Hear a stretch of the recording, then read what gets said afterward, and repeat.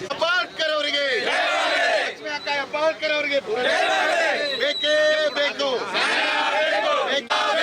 ಅಯ್ಯಯ್ಯೋ ಅಯ್ಯಯ್ಯೋ ಅಯ್ಯಯ್ಯೋ ಬೇಕೇ ಬೇಕು, ಬೇಕೇ ಬೇಕು.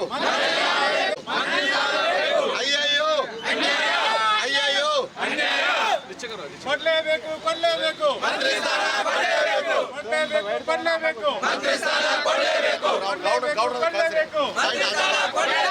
ಲಕ್ಷ್ಮೀ ಅಕ್ಕ ಹೆಬ್ಬಾಳ್ಕರ್ ಅವರಿಗೆ, ಲಕ್ಷ್ಮೀ ಅಕ್ಕ ಹೆಬ್ಬಾಳ್ಕರ್ ಅವರಿಗೆ, ಲಕ್ಷ್ಮೀ ಅಕ್ಕ ಹೆಬ್ಬಾಳ್ಕರ್ ಅವರಿಗೆ ಎಲ್ಲಿವರೆಗೆ ಹೋರಾಟ,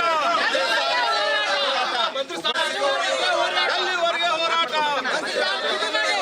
ಕೊಡ್ಲೇಬೇಕು, ಕೊಡ್ಲೇಬೇಕು, ಕೊಡ್ಲೇಬೇಕು, ಕೊಡ್ಲೇಬೇಕು. ಹೆಬ್ಬಾಳ್ಕರ್ ಅವರಿಗೆ, ಲಕ್ಷ್ಮೀ ಅಕ್ಕ ಹೆಬ್ಬಾಳ್ಕರ್ ಅವರಿಗೆ, ಲಕ್ಷ್ಮೀ ಅಕ್ಕ ಹೆಬ್ಬಾಳ್ಕರ್ ಅವರಿಗೆ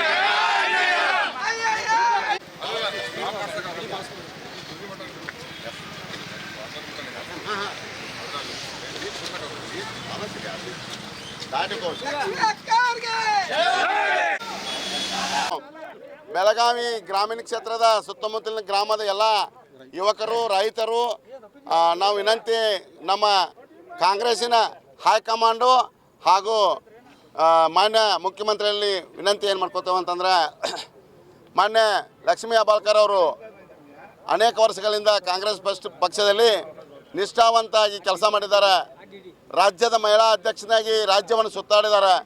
ಅದರ ಜೊತೆಗೆ ಈ ಜಿಲ್ಲೆಯ ಒಂದು ಜಿಲ್ಲಾ ಅಧ್ಯಕ್ಷರಾಗಿ ಹಳ್ಳಿ ನಮ್ಮ ಸುಮಾರು 800 ಹಳ್ಳಿ, ನಮ್ಮದು ಬೆಳಗಾವಿ ಜಿಲ್ಲೆ ಸುಮಾರು 4 ಜಿಲ್ಲೆ ಆಗುವಂಥ ಒಂದು ದೊಡ್ಡ ಜಿಲ್ಲೆ ಇದು ರೆವಿನ್ಯೂ ಇರ್ಬೋದು, ಜನಸಂಖ್ಯೆಯಲ್ಲಿರ್ಬೋದು, MLAಗಳಲ್ಲಿರ್ಬೋದು, ಅದೇ ಥರ MP ಗಳಲ್ಲಿರ್ಬೋದು, 4 ಜಿಲ್ಲೆ ಆಗುವಂಥ ಒಂದು ಇದು ನಮ್ಮ ಬೆಳಗಾವಿ ಜಿಲ್ಲೆ. ಆದ್ದರಿಂದ ಈಗಾಗಲೇ ನಿಮ್ಮದು ಟೈಮ್ ಎಲ್ಲ ಮುಗಿದಿದೆ. ಈಗ ನೀವು ಇನ್ನೂವರೆಗೂ ನಮಗೆ ಫಸ್ಟ್ ಇದ್ರಾಗೂ ಕೊಡಲಿಲ್ಲ, ಸೆಕೆಂಡ್ ಲಿಸ್ಟ್ನಾಗೂ ಬರಲಿಲ್ಲ.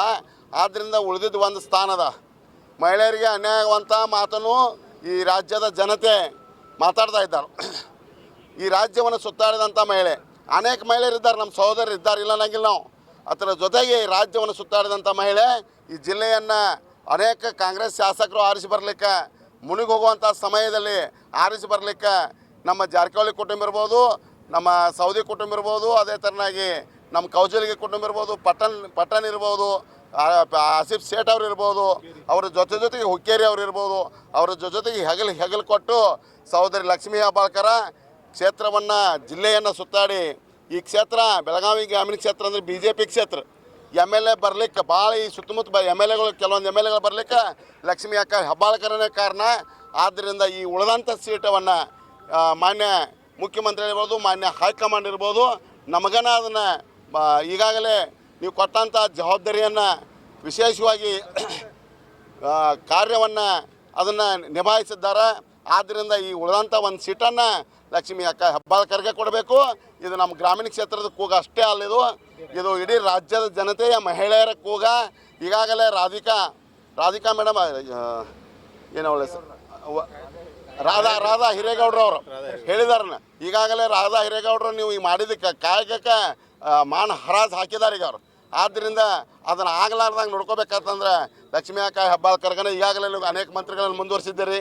ಅದೇ ಥರ ಇವ್ರನ್ನೂ ಮುಂದುವರಿಸ್ಬೇಕನ್ನುವಂಥ ಒತ್ತಾಯ ನಮ್ಮದು. ಇಲ್ಲ ಅಂದ್ರೆ ನಾವು ಇನ್ನೂ ನೀವೇನಾದರೂ ಇದನ್ನು ಮಾಡಿದ್ರೆ ನಾವು ಅನೇಕ ಉಗ್ರವಾದ ಹೋರಾಟಗಳನ್ನು ಮಾಡಲಿಕ್ಕೆ ರೆಡಿದ್ದೀವಿ.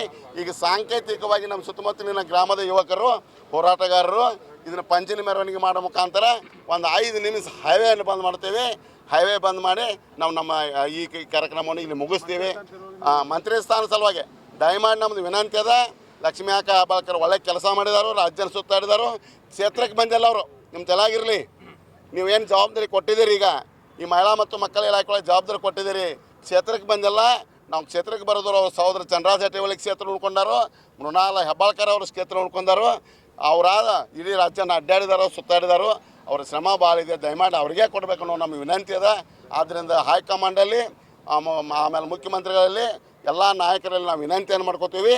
ಆದ್ದರಿಂದ ಈ ಮಂತ್ರಿ ಸ್ಥಾನವನ್ನು ಇವ್ರಿಗೆ ಕೊಡಬೇಕು ಅನ್ನೋದು ನಮ್ಮದು ಒತ್ತಾಯ.